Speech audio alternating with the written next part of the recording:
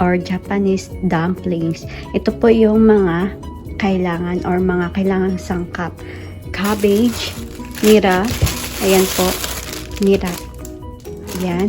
Tapos, onion, garlic, tapos oyster sauce, sesame oil, at saka yung shokosho, at saka ajinomoto. Yan po mga kailangan natin sa gyoza.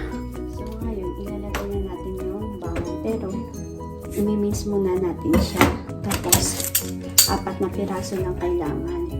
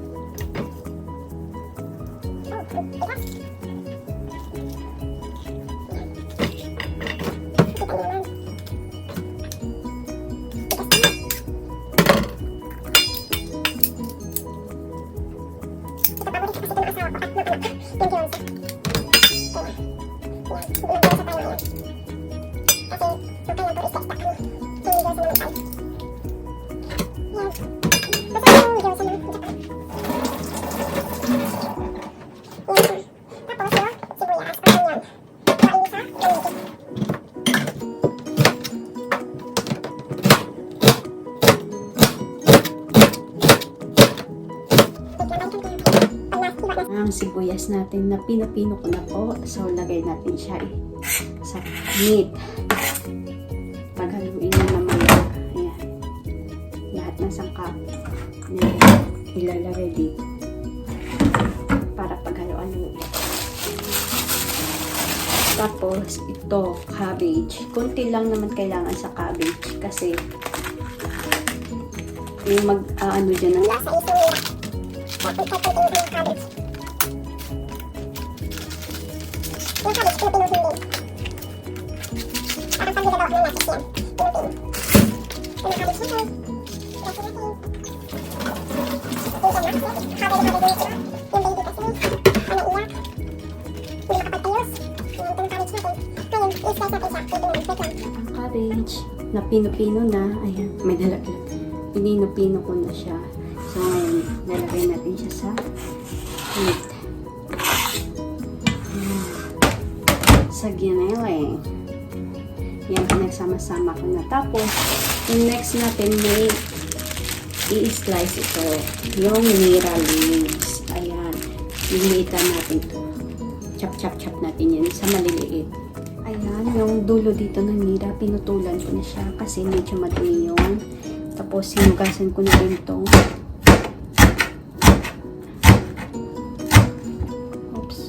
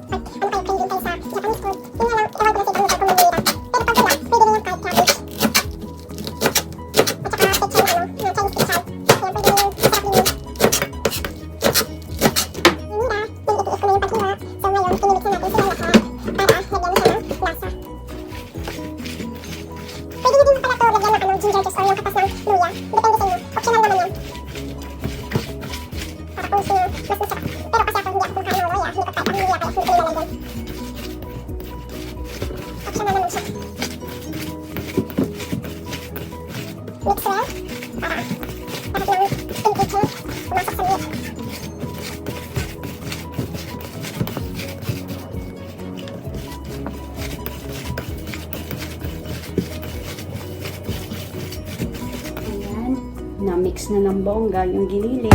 So, ngayon lalagyan na natin ng panlasa. Kunting shoyu or toyo.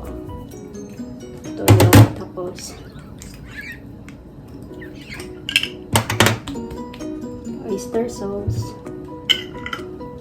Tapos, sesame oil or gumabura. Tapos ito yung shokosho.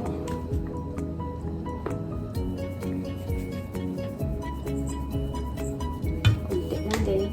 Tapos kunting ajinomoto lang din. Tapos yung asukal. Kunting asukal lang din.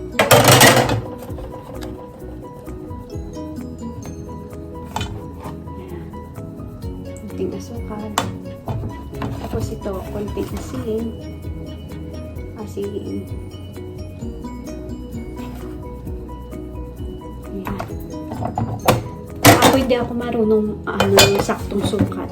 Tansya-tansya lang ako. At saka tintikman ko yung yung lasa. Pag kulang pa yun. Pero ayan ang mga kakailanganin. Kaya alam mo naman na siguro yan.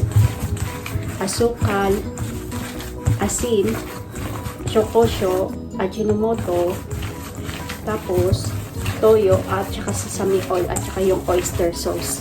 Yan lang ang kailangan. Tapos i-mix mo siya. Mix well. Para yung lasa sumisip sa ating pork na giniling.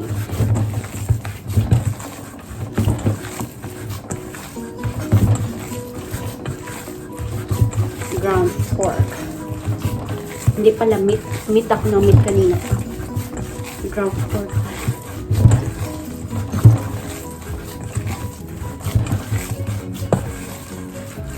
Ayan, na-mix na natin siya ng bongga. Ayan. So, ngayon, isasarin wrap natin siya. Tapos, ilalagay sa ref ng 30 minutes. Ibababad natin siya. Para yung lasa is masipsip ng ground pork. Yan. Yan siya. See you later pag gagawa na. Pasok ko na siya sa ref na 30 minutes. Ayan na mga palangga, mag-uumpisa na tayo sa paggawa ng ating gyoza. Nilabas ko na ang gyoza sa refrigerator. Binabad ko siya ng 1 hour. Tapos ito, nilagyan ko na ng katakori ko para hindi dumikit yung gyoza dyan sa lalagyan. Tapos ito yung katakori ko. Ewan ko lang kung ano sa Pilipinas yan. Pero try nyo din pag flour. Para hindi dumikit dito sa lalagyan. Tapos ito yung gyoza wrap. Ayan. Pabilog siya. Hindi siya square. Bali pabilog siya. Ito yung gyoza wrap. Parang parehas lang din sa siomai. Pero yung siomai pa square. Ito naman. Pabilog. Ayan. Mag-start na tayo.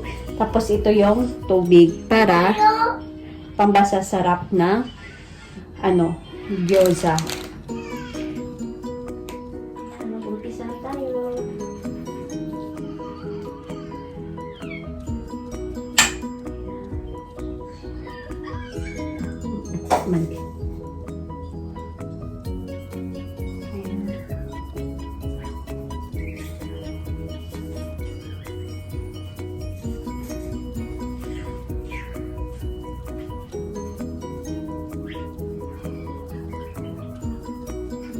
Ng gyoza.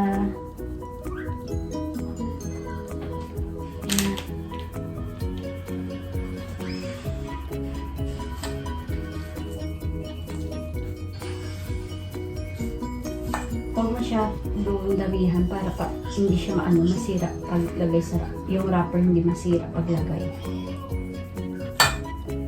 Or hindi bloated, parang ganun. Hindi rin dapat masyadong konti kasi hindi siya masyadong mag-form. Ayan, ganyan yan paggawa.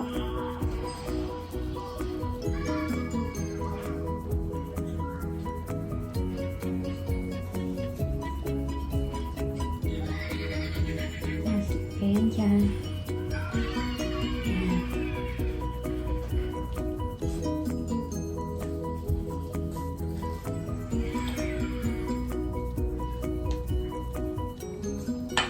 Na po ang ating finished product ng gyoza. Ayan, maya't maya, ipiprito nun siya kasi inaantay pa namin si Papa. Ayan. Yung nagawa ko is 58 pieces. Ayan. Do this at home. Ayan, prinito ko yung gyoza sa sesame oil. Ayan. Tapos, takpan niya siya. Para malito. Tapos, mamaya, pag nag-ngitim-ngitim na yun siya konti, lalagyan siya ng konti lang din na tubig para maluto yung loob. Tapos, takpan ulit. Tapos, ayan na. Lagyan ko na siya ng tubig. So, tatakpan ko na siya. Tapos, yung heat niya, medyo malakas para mabilis matuyo. Yung gyoza. Tapos na, ayan. Ayan ang itsura ng gyoza. Ayan. Ganyan siya. Tapos, ayan yung ponzu at saka yung rayo, yung pampaanghang. Ayan, imimix yan siya para sausawan. Ayan na. Sana may natutunan kayo. Salamat. Do desu ka? Oishii. Honto? Oishii desu ka? うまいね。